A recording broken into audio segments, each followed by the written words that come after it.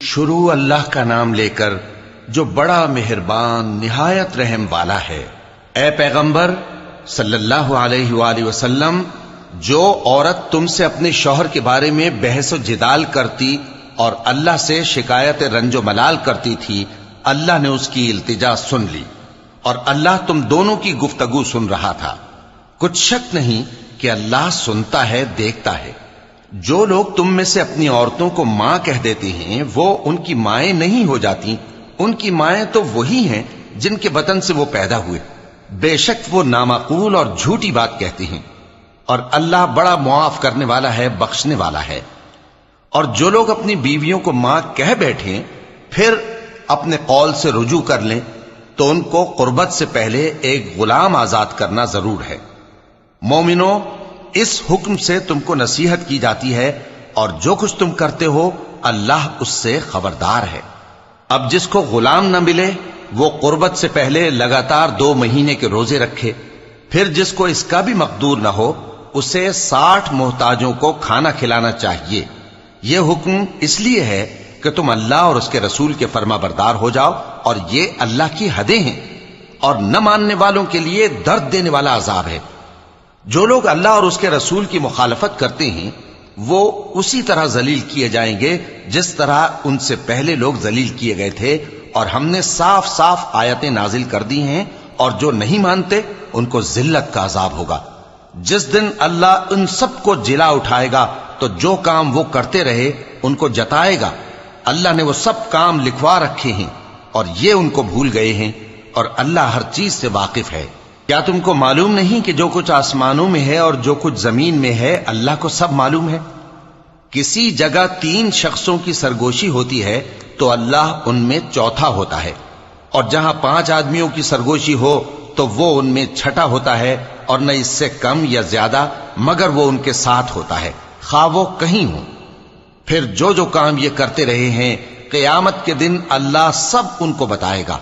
بے شک اللہ ہر چیز سے واقف ہے۔ اے پیغمبر صلی اللہ علیہ وآلہ وسلم، کیا تم نے ان لوگوں کو نہیں دیکھا جن کو سرگوشیاں کرنے سے منع کیا گیا تھا، پھر جس کام سے منع کیا گیا تھا وہی پھر کرنے لگے؟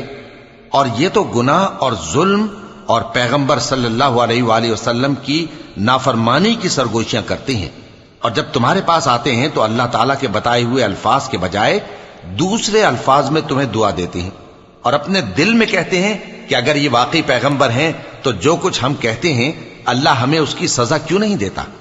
اے پیغمبر صلی اللہ علیہ وآلہ وسلم، ان کو دوزخ ہی کی سزا کافی ہے، یہ اسی میں داخل ہوں گے اور وہ بری جگہ ہے۔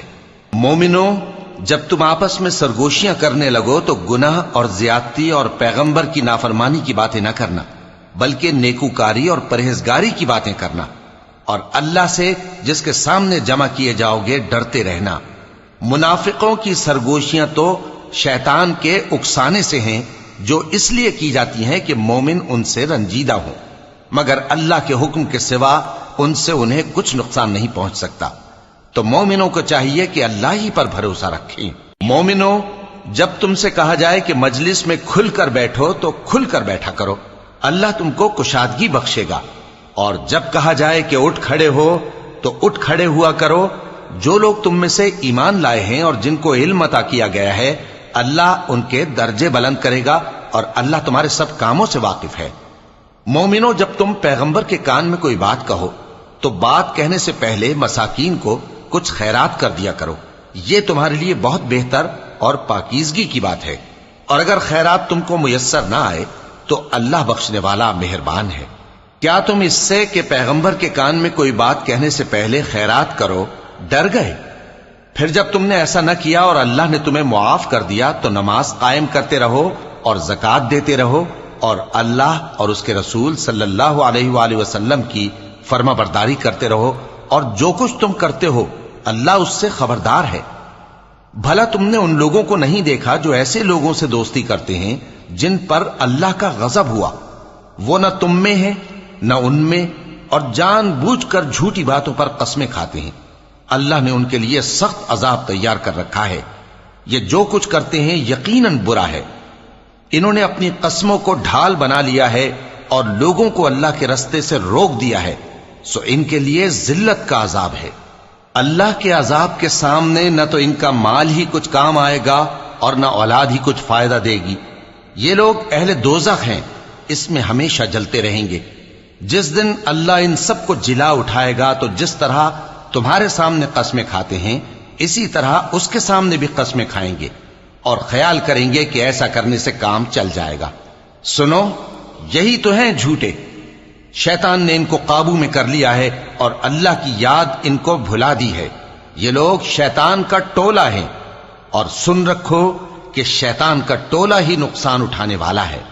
جو لوگ اللہ اور اس کے رسول صلی اللہ علیہ وآلہ وسلم کی مخالفت کرتے ہیں وہ نہایت ذلیل ہوں گے۔ اللہ نے یہ بات لکھ دی ہے کہ میں اور میرے پیغمبر ضرور غالب رہیں گے۔ بے شک اللہ زور آور ہے، صاحب اقتدار ہے۔ جو لوگ اللہ پر اور روز قیامت پر ایمان رکھتے ہیں تم ان کو اللہ اور اس کے رسول صلی اللہ علیہ وآلہ وسلم کے دشمنوں سے دوستی کرتے ہوئے نہ دیکھو گے، خواہ وہ ان کے باپ یا بیٹے یا بھائی یا خاندان ہی کے لوگ ہوں۔ یہ وہ لوگ ہیں جن کے دلوں میں اللہ نے ایمان کو نقش کر دیا ہے اور اپنے فیض سے ان کی مدد کی ہے، اور وہ ان کو بہشتوں میں جن کے نیچے نہریں بہ رہی ہیں داخل کرے گا، جن میں وہ ہمیشہ رہیں گے۔ اللہ ان سے خوش اور وہ اللہ سے خوش۔ یہی لوگ اللہ کی جماعت والے ہیں۔